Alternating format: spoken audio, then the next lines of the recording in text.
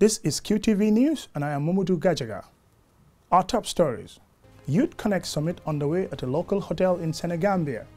Gambia Armed Forces PRO clarifies allegations of arrest and detention of military personnel. The State Intelligence Service embarks on a nationwide tour. I coined the name AFPRC, claims General Cham. Those are our top stories, and now the news in detail.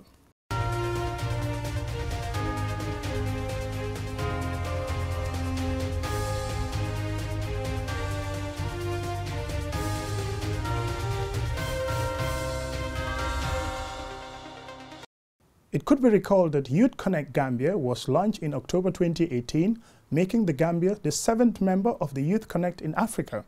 The summit is meant for policymakers and young people to discuss a wide range of issues affecting them. Jenaba Sonko was at the ceremony and she now reports. The summit also focuses on closing the gender gap and nurturing young people as future leaders.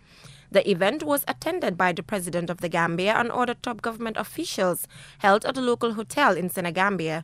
Speaking at the ceremony, the President of the Gambia, Adama Barrow, said the participation of Gambian youth in the Truth, Reconciliation and Reparations Commission and the Constitutional Review Commission clearly shows that his government highly involves young people in its development and reforms. To add that we have increased the budgetary allocation for the Ministry of Youth and Sports and its satellite agencies for better performance. Through the ministry and the National Youth Council. It's a youth policy. It's a new youth policy will be formulated soonest and aligned to the National Development Plan 2018-2021. This springs from our firm commitment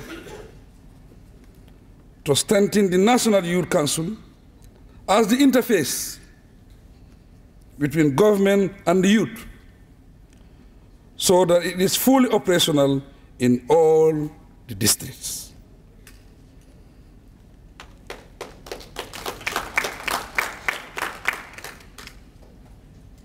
The underlying strategy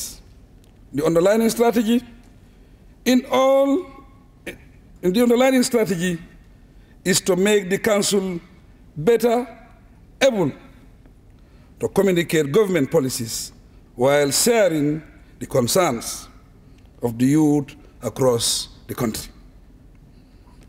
It is expected that the infrastructure projects inaugurated recently in the Upper River region will strengthen this interface responsibility, aside from improving the economic activities of young entrepreneurs in the region. The Minister for Youth and Sports, Hadram Sidibe, called for more resource mobilization and allocation, as this would encourage youth participation. My ministry and its satellite institutions are ready to work with all relevant partners to ensure that these programs are successfully implemented for the attainment of the Youth Connect Gambia goals and, by extension, the NDP priorities. However, in order to achieve the stated goals of Youth Connect Gambia and the NDP, we need a well-disciplined youth population. In this regard, I would therefore advise the youth to be more responsible, committed, hardworking, and make best use of the available facilities, the provided resources, and conducive environment. As leaders, the summit would also include the launching of several flagship programs like the Network of Girls Against Human Trafficking, Youth in ICT for Development, Youth Jobs Initiatives, amongst others. Reporting for QTV News, I am Jenaba Sonko. Online media reports have it that there have been allegations of arrest and detention of some military personnel at the Gambia Armed Forces recently. QTV's Omar P. Jallo spoke to the GAF spokesperson, Major Lamin K. Sanyang, and here is an excerpt. Mr. Sanyang, would you please tell us what led to the arrest of Captain Jallo? First of all, to put it in perspective, the Gambia Armed Forces had a training of some recruits way back in 2015. This had to do with intake 34A and also in 2016 of 34B. And it's usually the practice at the training school that once they complete their training, which is called passing out, there is a party that is normally organized. And the recruits contributed each $50. And at the end of the 4 months, it totaled to $200 for each soldier. And the total number of troops, soldiers we're talking about is about 1,035. So they contributed a total of $207,000. So usually every time, this has been a practice at the school, these contributions are normally kept in the custody of the chief instructor. And Captain MS Jalo happens to be one of those chief instructors at the training school. And in 2017, that was just last year, these monies were handed over to him for safekeeping. And along the line, around September, he got a staff officer appointment with the United Nations mission in Darfur for a period of 1 year. So he went last year, and then it's normal practice or standard procedure that when you are vacating a position, you hand over to a subsequent holder. So there was this handing and taking over between him and his successor, also a chief instructor. So during the handing and taking over, it was realized that the $207,000, which was recruits' money, was not handed over. And then investigations were conducted surrounding the whereabouts of the $207,000, and it was realized that the monies were misappropriated by Captain MS Jalo. This warranted his arrest and detention as we speak. No, he's the only one arrested because the money involved, he was the only one that misappropriated it. So for now, the investigations are completed, and he's alleged to have misappropriated the $207,000, and the file has been sent for legal officers department, and once they give the legal advice or the legal opinion on the matter, then we'll see what course of action to take on his case. When was he arrested? It's just a couple of weeks ago. He was arrested, probably like the last 2 weeks. Like I said, all depends on the legal opinion. You know, court could be like, we don't know what the legal officers will recommend for his case. But for the Gambia Armed Forces, this borders on integrity and character. And because as members of the Gambia Armed Forces, and especially for officers, and most especially training school, you are like role models. So behaviors like this go a long way towards tainting the image of the armed forces, especially when it has to do with officers. So the institution frowns heavily on this, in that it is unprofessional and is also unethical for an officer to behave in such manner. So this is how matters stand. We are awaiting the legal advice, and once that is given, we will take the next course of action. As part of ongoing efforts and activities coupled with the continuous security assessment of the country, the Director General of the State Intelligence Service, accompanied by a high-powered delegation, on Wednesday left Banjul for a nationwide tour. This initiative is part of consolidating the national gains being made across the country. According to SOW, the initiative is mainly geared towards sharing of information, enhancing communication and building confidence. Babukar C reports.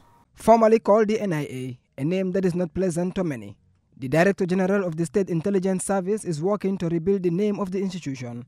One of the mechanisms is a nationwide tour to establish new commands in various regions and reach out to the public, especially those in rural Gambia.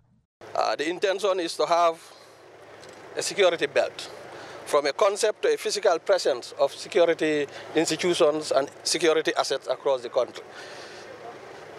So on this trip, we'll be engaging, therefore, with stakeholders as well. So we'll be visiting borders, we'll be laying foundation stones, we'll go to see progress of constructions at our sites across the country, and we'll be opening up new sites. For instance, we'll be going for the first time into URR North. We've been in the south, but now we're going to Yerobawal. As you are aware, there is this road now connecting and therefore it means activities are expected to increase in that area with the construction of the road. So we are taking proactive measures to be in the area even before the road is open. So for the first time, we'll open a regional command in the Woodleys. That will cover Woodley, Sandu, both Woodley East and Woodley West, and of course coming westward towards the Sames. Director General Sow was quick to state some of the achievements his institution has registered. The fact that we are engaging the media, one is a big success, I think. It's a new curve in the reforms and restructuring of the service. The fact that we can talk to you, I as the chief of the intelligence, coming in the open to talk to you, that's a big achievement, remembering where we came from. On the deployments today, I think the posture of the security services across this country, again, the intelligence has never been this good. We touch wood. There's no wood to touch around, but we touch wood. That we are able to say that our response capacity across the country, and I'm saying this from K to K, Koina to Kato, has never been this good. So that's an achievement. We are able to reach over 100 engagements in these 2 years, or 130-something meetings we've had. We've gone to every corner of this country to take the message of the new SIS as an intelligence service. And I think the public acceptance of us today has never been this. That for us is a big achievement, and we want to thank the public for that. The nationwide tour further intends to strengthen the cordial working and personal relationships among stakeholders in the country with the security service. Babu Karsi, QTV News. Brigadier General Mamat O. Cham of the Gambia Armed Forces today appeared as the 7th witness at the ongoing Truth, Reconciliation and Reparations Commission proceedings. He was testifying on the background and structure of the Gambia National Army as well as factors that led to the 1994 military takeover. QTV's Ansumana Esonyasi tells us more. Appearing before commissioners of the Truth, Reconciliation and Reparations Commission, Brigadier General of the Gambia Armed Forces Mamat O. Cham gave a detailed narration of his military career, the structure of the Gambia Armed Forces at the time of its formation, the events that led to the military takeover in 1994, and his interaction with the junta in the aftermath of the coup. On reports of dissatisfaction by junior officers with the level of training the Nigerian commanders were instituting at the time, General Cham said the Nigerian commanders were well trained and meticulous in their dealings with everyone. After the exercise, not before the July 22nd events, but later on we learned that some of the officers, had decided during the process of the night harbors, or to come together and then do their own their own critique of the situation, and then came up with some ideas. So, in a sense, you are telling us that you later learned that the junior officers met together and discussed the training, correct? Yes, but not within the immediate, during the training or the immediate aftermath of the training. Further testifying, he said given the circumstances and challenges at the time, they had difficulty in quelling the mutiny, which eventually led into a coup as communication with the reinforcement team in Farafenye and transporting officers from Fajara Barracks to Banjul was not possible. No, there was no communication equipment because, the infantry or the army depends on HF and VHF radios for military operations, and then based on the composition, they will have various ranges of communicating. But certainly, a base station would have been established between Army headquarters and Farafenye, but the complementing sets of radios, that the operation commanders will carry in the field was not there. Asked what Jammeh and his colleagues plan to do after they successfully toppled former President Jawara's government, General Cham said the mood at the State House was very tense. He said Jammeh and his colleagues did not know what to do next. When we arrived at the State House, the soldiers were blocking the gate, stopped us, and then we introduced ourselves. They went in to call Edward, to call one of the officers, and Edward Singade, Lieutenant Edward Singade, came to us. And what happened when he arrived? When he arrived, he told me then that, Captain Cham, where were you? Since the morning we've been trying to get hold of you, and then we didn't see you. We've done this, but we don't know what next to do. He turned to Jata, Babukar Jata, and said that he was not needed, and then he should go back. He said, we have done this. What did you understand him to mean by we have done this? I think then the situation was that they have toppled the Jawara regime and that the country was in their hands. At least the seat of government was in their hands. And that the next step was to move forward and institute some mechanisms of a government. Meanwhile, his testimony continues. Ansumana Isonyasi for QTV News. The Turkish embassy in the Gambia on Tuesday presented non-lethal military support to the Gambia Armed Forces at the military barracks in Banjul. The gesture is meant to strengthen the capacity of the armed forces. QTV's Ajibintu Drame reports. Ismail Sifo Yusir, Turkish ambassador in the Gambia, says the relationship between Turkey and the Gambia will be strengthened. He continues by saying the cooperation scheme has been going on for the past 15 years and the total non-military equipment is over $1.4 million, equivalent to $70 million. He concluded by expressing hope that the assistance given to the Gambian forces will strengthen the capacity of his men. And he thanked Gambia Armed Forces for their cooperation. They are the bridge, to strengthen this relationship between Turkey and the Gambian armed forces. And this program, this cooperation scheme, assistance, logistical assistance in dollars is $1.4 million, and in dollars it is around $70 million. We are trying to do our best, to contribute to our Gambian brothers and sisters. At the time, when the Gambian security forces both the army and police and the other security instruments having this reform period or reform efforts, this I hope that this assistance, these materials will further strengthen their capacity and also their power on the ground. And with these kind words, or with these words, that I would like to conclude, and also I would like to thank especially General Quinta for his cooperation and for his facilitation of all kinds of cooperation with us. General Masane Kinte expressed gratitude to the Republic of Turkey. He added that the equipment will boost the standard of the armed forces. Most of these items that we have received would be for our peacekeeping use. And the items, not only that we have received them, a lot of them in quantity, but also these are some of the best military equipment you will find with any soldier around the world. And this is really helping our dream for the armed forces. We want to make sure that the members of the Gambia Armed Forces are very well equipped. Not only equipped, but they have the state-of-the-art equipment, and they can be proud for them of themselves. They should be able to stand toe-to-toe with other soldiers around the world, to be able to be counted amongst their peers. I would again thank the Turkish ambassador and the Turkish government, the Turkish armed forces, for this tremendous support that they are able to provide to the members of the Gambia Armed Forces. Ajibintu Drame, QTV News. Before we end this bulletin of the news, we recap our main stories.